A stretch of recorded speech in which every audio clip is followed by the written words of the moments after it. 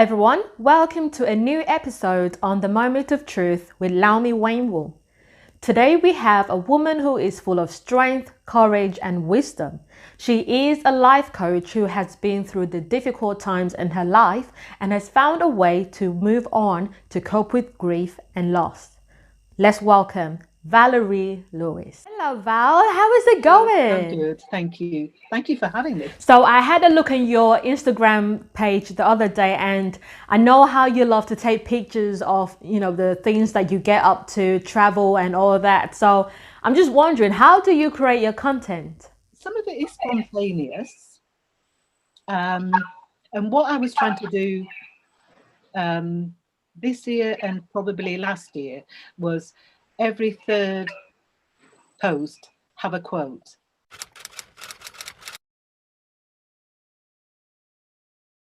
You know what, Val? I can say that I am so lucky to have worked with you over the recent years because working with you, Val, is so warm. You have a very warm approach about you. You come across very brave and I just really admire you. And I know you have been through many years of grief, and for as many who are going through similar experience in their lives, I'm sure they would like to know how you were able to cope with grief and find a way to move on, to find a new normal in your life. So how were you able to do this, Val? What is your story?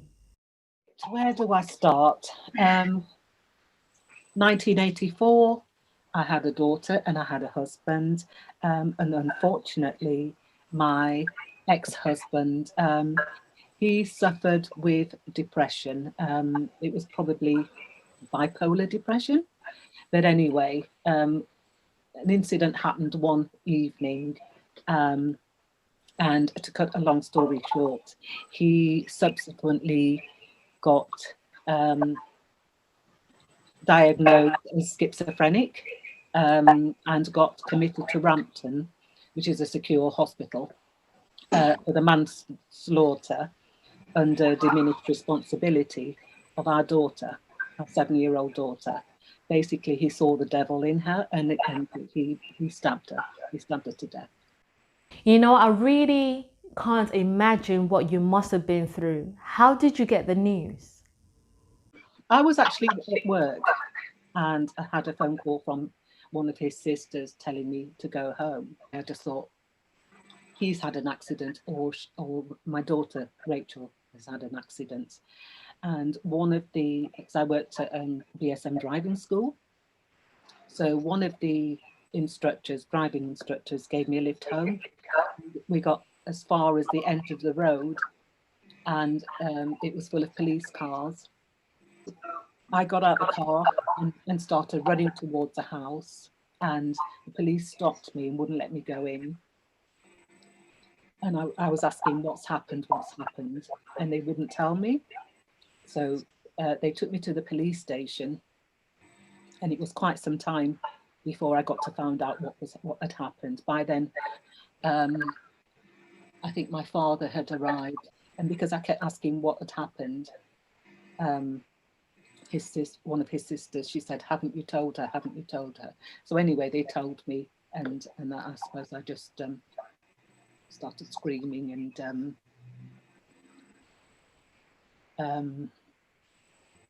burst into tears, and I just couldn't believe it. I couldn't believe it.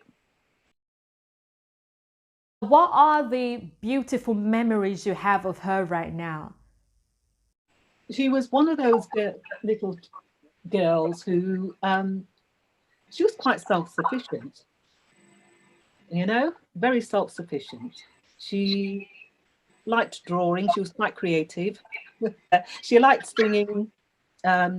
She was quite humorous. She had a good sense of humor, and she basically hold the room. Um, yeah. She wasn't one of those children that tells you that they're bored. She could always find something to do. Many people struggle with grief and they have a different way of recovering and finding a way to move on. So how were you able to recover from this grief? I moved back with my parents because it had happened in our home. I moved back with my parents. And basically, I got through it with their support and support of my family and close friends, really. Okay, so I believe you moved from Jamaica to the UK. Oh, no, in my home, I lived in Sheffield. So because she died there, there's no way I couldn't go back and live there. Yeah. And I couldn't have gone back that first night anyway um, because he'd stabbed her there. It was blood and everything there. So I moved to London by myself. I mean, it coincided with my younger sister, Carol, also moving to London.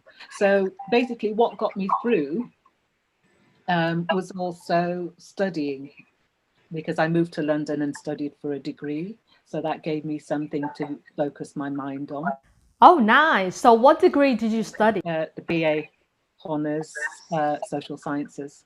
And when you moved to London, did you feel scared? Did you feel like, oh my God, I have to start all over again? I've just lost everything.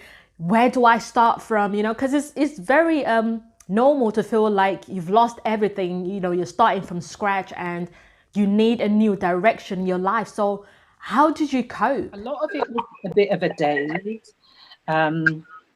It's like you're walking around, and it's a bit surreal. So part of moving to London was about me finding out who I am. I wasn't Rachel's mother anymore, and I wasn't Errol, who was my ex-husband. I wasn't his wife anymore. I had relatives here, and I had my sister, and we shared a flat for a short while, and with another friend of ours. So I wasn't alone. Sometimes I felt alone in my grief, but I wasn't alone in the sense of having people around me. You know, for as many people who are going through a similar journey as you, Val, I know at times you can feel lonely and depressed, and you feel like, oh my God, I just want to give up. Did you ever feel like that at any point in your life? I never actually felt that I wanted to give up.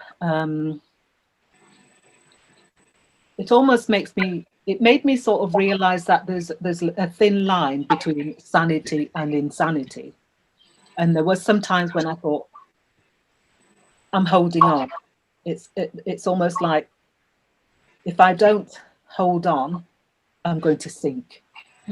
So in the early days, it was almost like a constant battle to stay above water, keep my head above water. In the early days, you feel, how am I going to get through this? And it was almost like it was a relief to go to bed sometimes and go to sleep, because then I think to myself, when I wake up in the morning, it'll be just a bad dream. It wasn't a bad dream, and I had to get through it. Do you have a big family, Val? Yes, I've got a large family. I've got 3 sisters and 2 brothers. They all have children. Mum's from a large family. She's got lots of relatives, cousins in Birmingham. Dad, also a relatively large family. So yeah, large family. Okay, so whenever you are around your family and the children, do you feel like anything has triggered your memories of the past, or you feeling or wishing that you also had this happiness? Do you ever feel like that? In the early days, it was more painful, because I'd look at them and then think about Rachel. And sometimes it was painful. You know, I look at them and I suppose in terms of what they're doing with their lives now, I think, oh, what would Rachel have been doing? You know, each time they maybe reach a certain milestone or they achieve certain things, I think, well, would she have done that, something similar, or, you know, but life goes on.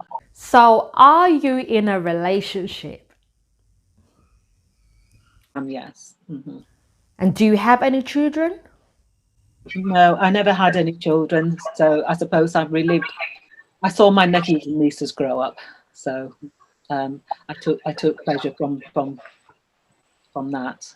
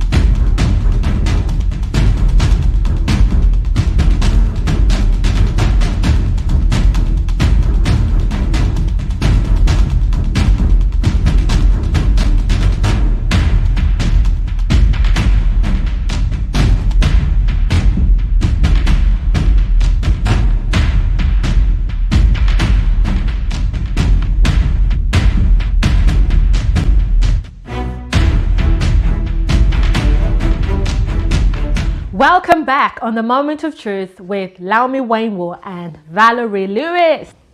Okay, so Val, in terms of support, would you say that there's more support now or better support now compared to many years ago in your time? You know, for as many people that are going through similar changes as this, how can they get that support? And do you think the support is more available now than many years ago? At the time, I'm not really sure that I was aware of what support was available, apart from doctor. Um, and it was my mum's doctor, my parents' doctor, and she was really good. And she was very reassuring and prescribed me some tranquilizers, but I only took them for about a week because I had this fear of getting addicted to them. In terms of organizations that people can go to if they're experiencing grief,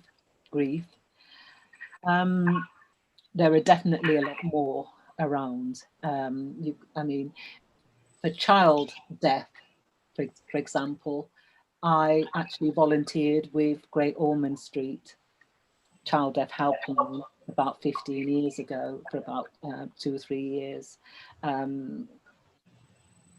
supporting, emotionally supporting people who'd lost a child or who were affected by the death of a child. The helpline, there may even be a local group that you can, get in touch with for support. So knowing what you know now, knowing what is available now and the support, is there anything you could have done differently? Where I'm concerned, no, I don't know. I mean, I don't know if I would have got in touch with somebody. I mean, maybe if I'd felt that I needed it, I might have done. I might have joined a local group if that had been available to talk about my experience with other people who'd maybe been through. Well, I don't know if anybody who's actually been through what I've been through. But in terms of my husband, my ex-husband, he was already seeing a psychiatrist, and I think he was on. I can't remember. He may have been on medication, but this was something that kind of came out of the blue. I mean, looking back with hindsight, you can see certain steps leading up to it, but it was still a shock. Nobody expected that to happen, so it wasn't something that anybody could have foreseen. But in terms of myself and maybe my Okay, siblings. so now you are a life coach.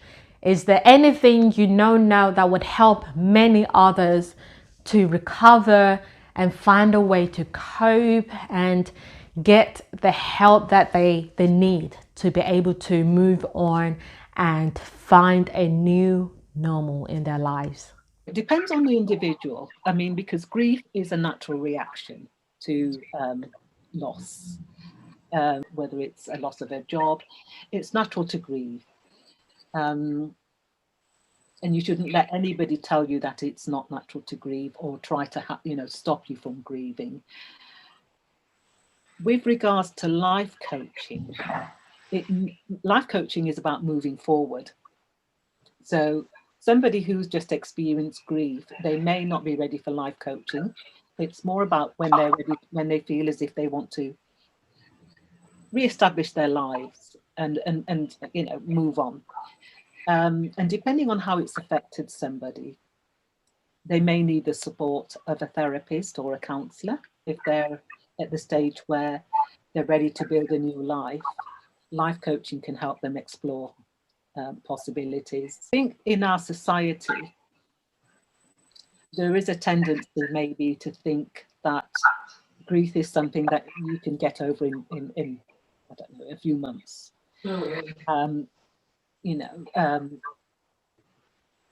People may go back to work and everybody thinks that they're okay. But often the times they may not necessarily be okay. They may be hurting inside. But one thing I would say is that with grief, don't deny it, don't suppress it, because that can probably do you more harm than good to try and suppress it. You will go through different stages. You might go through denial. You will probably go through shock.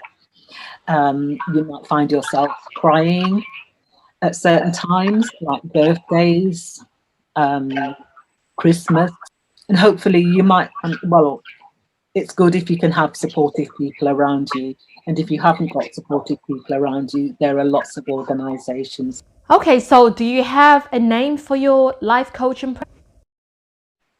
Well, I've just recently completed a grief and loss coaching course.